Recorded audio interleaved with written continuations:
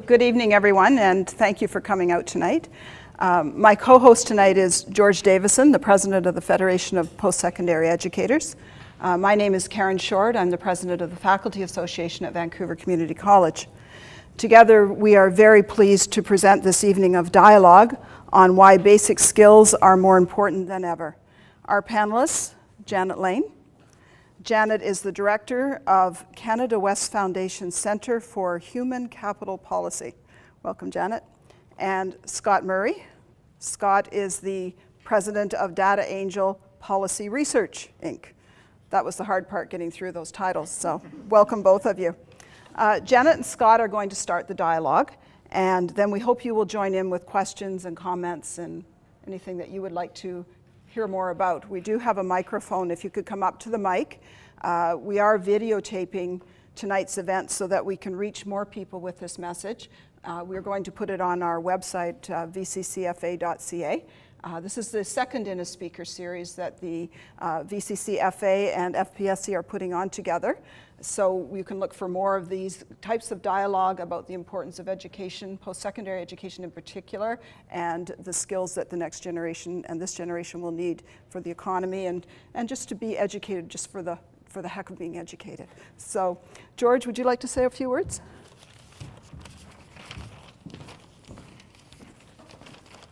Thanks, Karen. Welcome on behalf of the Federation of Post-Secondary Educators. Thank you very much for coming. FPSC is engaged in a public policy campaign about access and affordability. Our major concern recently has been the elimination of tuition for adult basic education and English as a second language programs. We launched a campaign called Open the Doors in March of this year, and we're in the process now of carrying that forward into its next phase and working to make public education a major issue in the next provincial election. We believe that better choices mean better opportunities. We believe that affordable and accessible post-secondary education opens doors. We believe BC should be a leader in education, not falling behind. And we believe that students should decide what's best for them, not a minister in Victoria. FPSC is happy to have supported this initiative from VCCFA, and we hope you have an enjoyable evening. I'll be back afterwards to handle questions from the floor, and I believe Janet is going to begin. Employers are looking lots, and there's all kinds of stuff in the media about the kinds of skills mismatches and skill shortages and the problems with youth unemployment and all of that. So everywhere we turn nowadays, we are seeing that we have problems. And so when we talk about the skills that we're going to be talking about tonight, and Scott is going to give you some wonderful data around skills, we're talking these essential skills, and most people in this audience will know what I'm talking about, but these are the 9 essential skills that the government, in its wisdom, has decided are central to just about every job to one degree or another. So every job requires more or less of these skills. And the top level skills are pretty high, but even the most low skilled workers in our workforce need some of these skills every day on the job.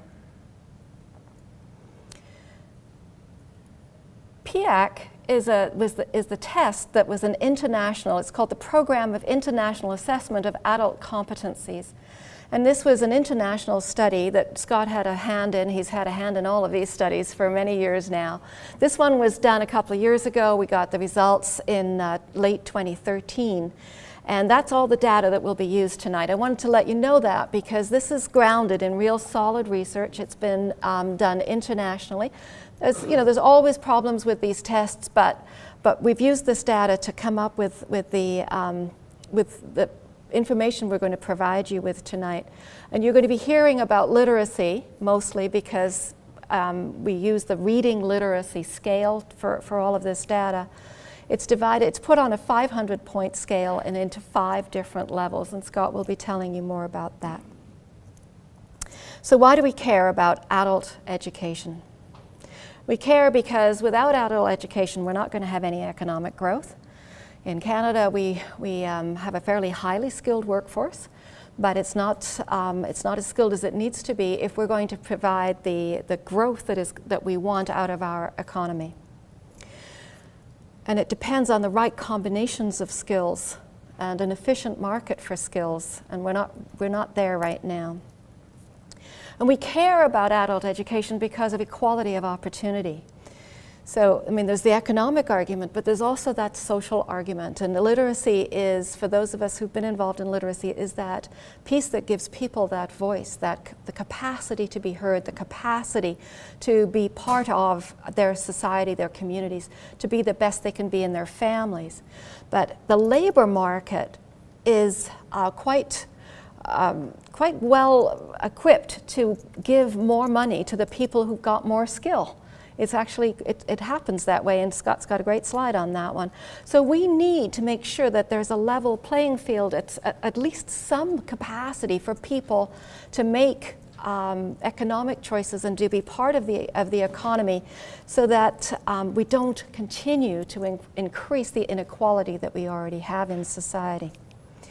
And we want to care about basic adult education, because everybody that's providing services with your taxes needs to have some level of skills. And in fact, so anybody who's doing any of that frontline work in government funded, from nurses to teachers to road builders to anything that is government funded that's paid through our taxes, we want to make sure we're getting value for money.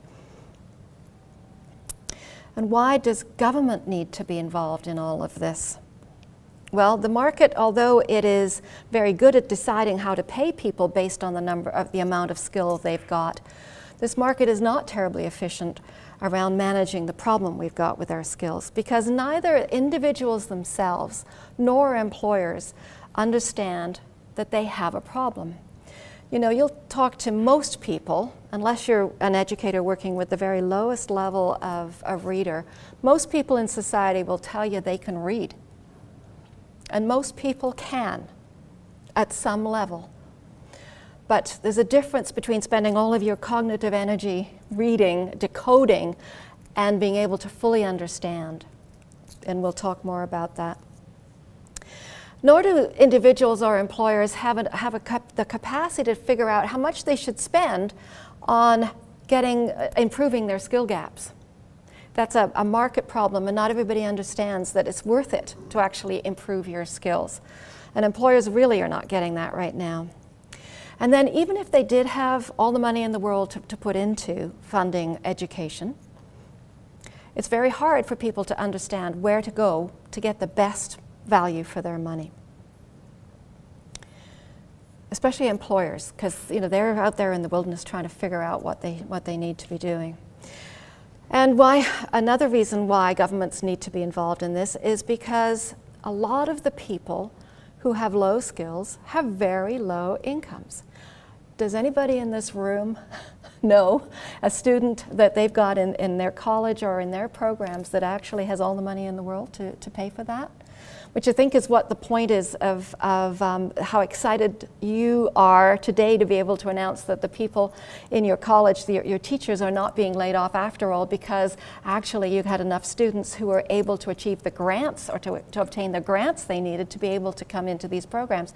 Without those grants, they would not be in your programs and people would have been laid off.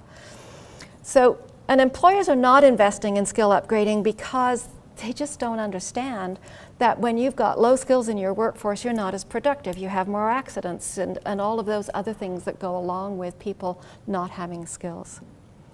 And we need to have our government involved, because the consequences of them not being involved are really quite ugly.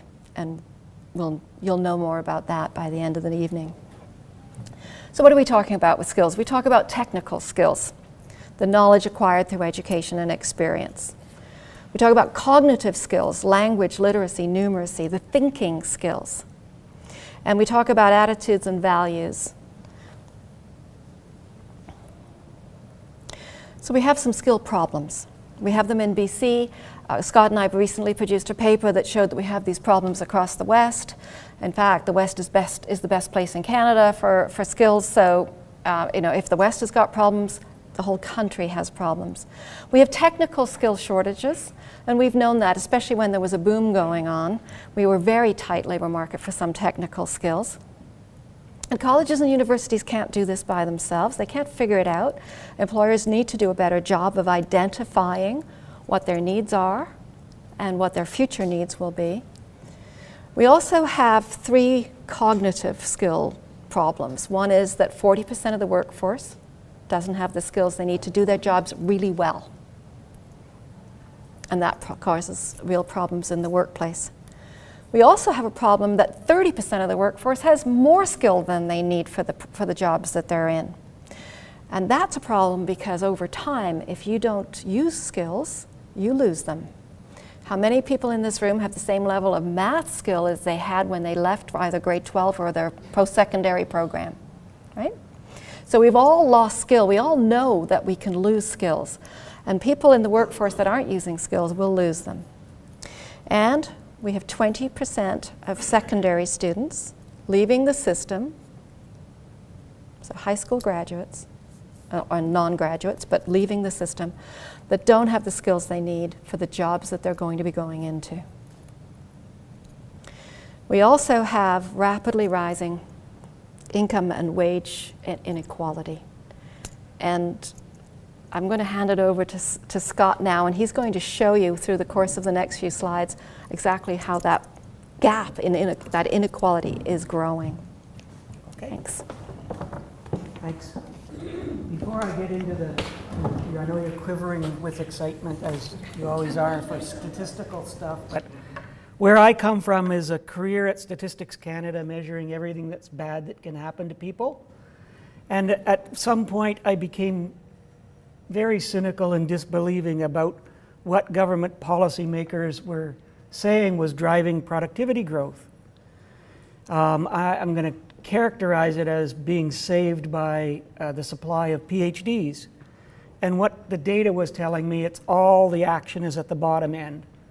And so I've spent 30 years trying to convince policymakers that they were paying attention to the wrong end. So the place I'm going to start, because when we say literacy, people think the act of reading, and we have quite a more nuanced view of what this thing is now.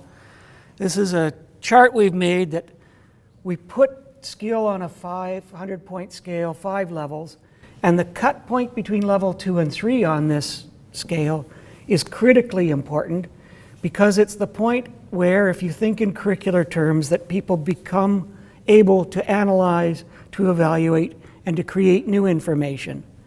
And everything below that magic line is routinely applying procedural knowledge.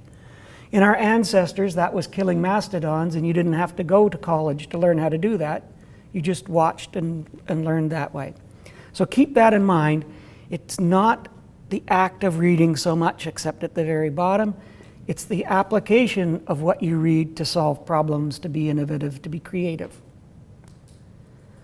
We also have a different view of this, that we know now that in level 1 and 2, all of that action is going on in the back of the brain, just recall. So you're not really thinking, you're just retrieving. And when you move to level 3, 4, and 5, you move to the prefrontal cortex and you're using the reasoning processes to solve problems. So it is something quite, and these are glucose uptake in the back and forebrain. Okay, so now you know what we're talking about. Now we're going to switch to the demand side. And these crazy lines, BC is that blue one, what you're looking at is the trend in the demand for literacy skill over the long term.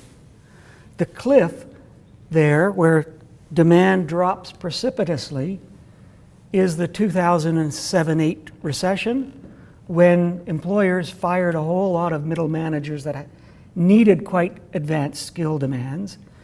And then since then, it's growing steadily again.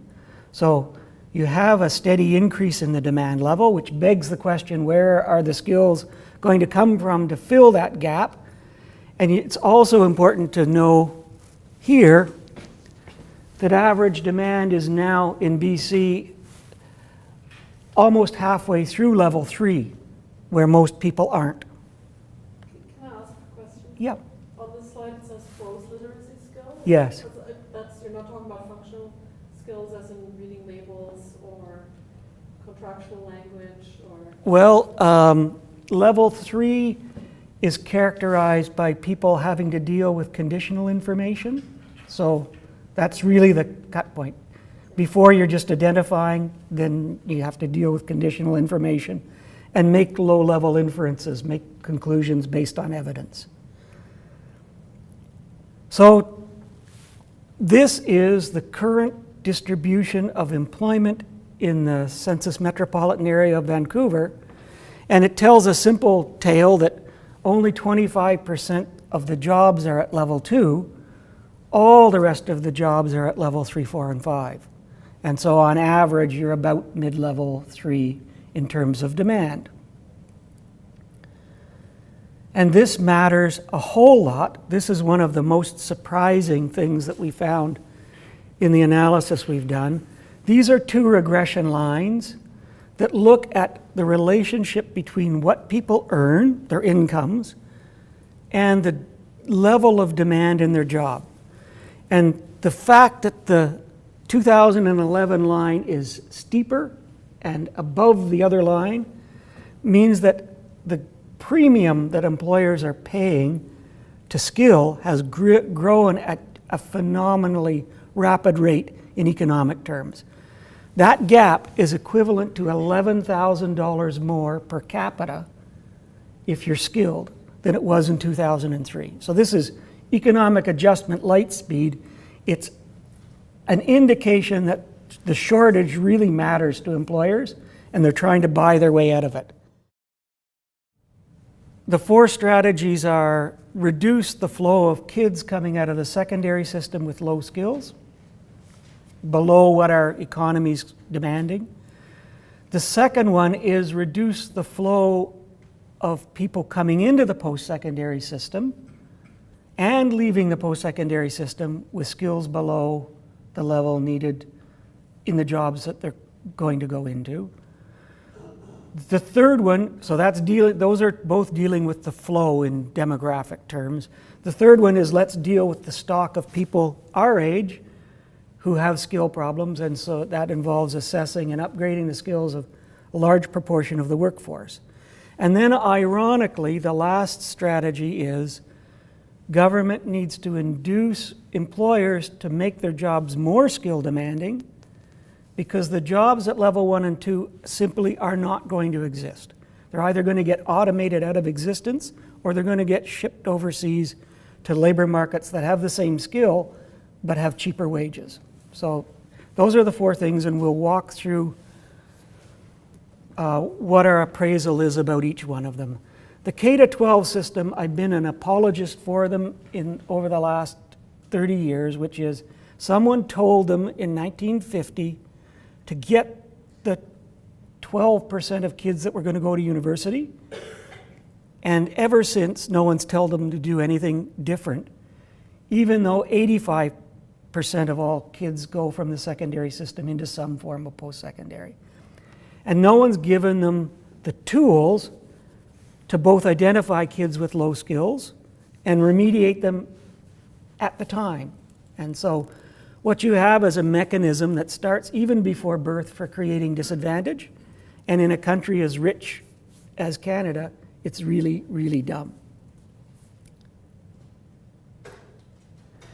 In practical terms for educators, it's giving them both tools to assess, money to upgrade, and some very specialized stuff. The second one, here's where I can get in trouble with most of you in the room, because we've done one large national study with the post-secondary system at the college level, and then a follow-up study in BC, because if 85% of kids are going into some form of post-secondary, in many institutions, up to 60% of the kids going into college programs have level 1 and 2 skills. I called your college presidents thieves because they're taking money from the government and from kids who have no practical way to take advantage of that opportunity. And then they're stupid thieves because those kids, many of them drop out and they lose the income unit. And then they're really, really stupid thieves because the key performance indicators, were they to solve this problem, they'd make out like bandits for a couple of years before the government realized that the game had changed. So we've argued long and loud for assessing kids on the way in. If they have low skills, upgrading their skills to a point where they'll take full advantage of the opportunity, and then assess them at the end and give them a credential that says they have the skill to go into the occupation for which they're destined. The institutions could fund this themselves because each one of those dropouts costs them, depending on the province, from $7,000 to $8,500. And we have the technology to fix the problem for $1,500. So somebody in government has to take control of that problem.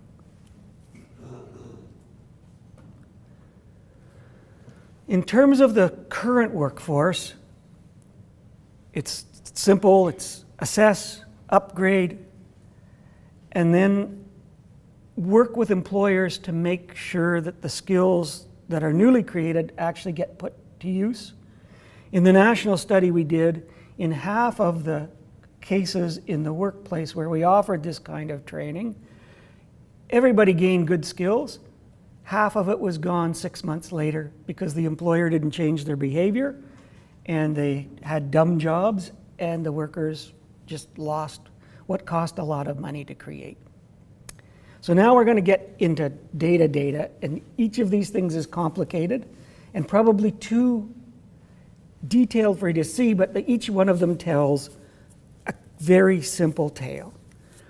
The red blocks are the numbers of workers in jobs that demand different levels of skill that are in shortage. So they have literacy skills below the minimum demanded by their jobs. About 40% of all workers skills below the level demanded by their jobs. Janet's already said 30% have skills above, and then there's those little white blocks in the middle where they have just the amount of skill that you need for your job currently, but this is bad economically too, because you should have a buffer because skills are rising. I mean, demand is rising. This next one, the blue, is the percentage of workers by detailed occupation that are in shortage. And the very top one that cleverly doesn't have a label on it are stationary engineers. So this isn't just food service workers and clerks and all the bottom end. Much of the problem is in the middle to high demand jobs. It's stationary engineers, it's people welding pipelines together, pipe fitters, boiler makers. And then at the bottom, cashiers, there's hardly any shortage because the demands of being a cashier aren't very great, and so most people that are cashiers have the minimum level of skills. Janet, in her work, has produced this. It's the same kind of data, but condensed so you can actually read it. 60% of supervisors in manufacturing are in literacy skill shortage. So tells you something about why we have a problem with productivity growth in manufacturing. And on the other end, only 24% of primary production workers have shortages because the demands in their current jobs aren't that great. This is on, this is just more occupations, showing cashiers up to stationary and power engineers. 79% of the people that keep the lights on can't read to the occupational standard identified for them. And so this is Janet's words, and I love them. It's not just them. It's not immigrants. It's not Aboriginals. It's almost all of us. It's not in one sector. It's not in one industry. It's not in rural areas. It's everywhere. So Scott's a bit naive. And one of the things we've spent time tilting at windmills over the last 10 years is, well, they're going to do something if we can show them what it will cost and what they'd get out of it as a return. And this is the cost side. We've done a very nuanced analysis of what are people's exact learning needs, and given the differences in learning needs, what would best practice do to raise their skills. And that gets us a way to cost. We actually worked with Douglas College, ran this part of the activity, and got experts from across the country. And this is overall, in the occupationally experienced population in British Columbia, it would take $1.2 billion, if I can use this term that drives educators wild, fix their literacy problem. That seems like a lot of money, but when you look at the number of people involved, it's only $1,592 per learner. At the very top there, you see that a fair number of the biggest costs are in very high demand jobs. It isn't the clerks and cashiers. Chefs and cooks, clerical supervisors, contractors at the bottom. So it's a lot of money, not so much money on an individual basis. We then looked at what the wage benefits would be in terms of increased productivity of the workers now able to do their jobs fully and satisfactorily. And what you get is a 5-year rate of return of 878%, which in rates of return terms is really, really good. The rate of return varies a lot. The lowest one we have is for cashiers, but those stationary engineers at the top, it really matters. That's a pretty big statement to make. Yep. Can you just give us a thumbnail of how you... Well, the facetious answer is we have $1 billion worth of data that we crunch to tell us this. So the way we look at it is the relationship between what people earn and their skill level, and we're able then to, I'll give you the actual numbers, each additional point of literacy that someone's below their level translates into a loss of $61 in earnings after you've controlled for everything else that impacts their earnings, their education, their language, their ethnicity, their age, their gender. And so if you close that gap, earnings will go up by the number of points they're short times that $61. People who have more skills than the minimum in their occupation, the data tell us they get $61 more per point. And so it's one of the findings that tells us this is fundamentally important for productivity growth. It's not just somebody deciding you're stupid and I'm not going to pay you and you're smart and I'm going to pay you. This is actually productivity. But I think it's important to say that's if every point of literacy that you gained was then used, right, and paid for. So the thing that matters on the margin the most now, where it didn't used to, is the ability of workers to take those inputs and turn them into economic value. And this is really difficult for employers. And then the last, we've given you these remarkable rates of return.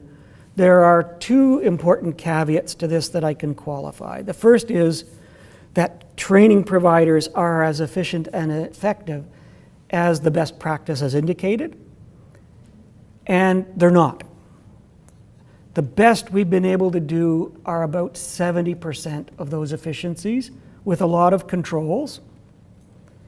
And without naming names, I can tell you we've done 2 studies, one in BC, one nationally, where working with institutions in the college sector, the top 4 or 5 institutions get wonderful skill gains and come close to these best practice efficiencies.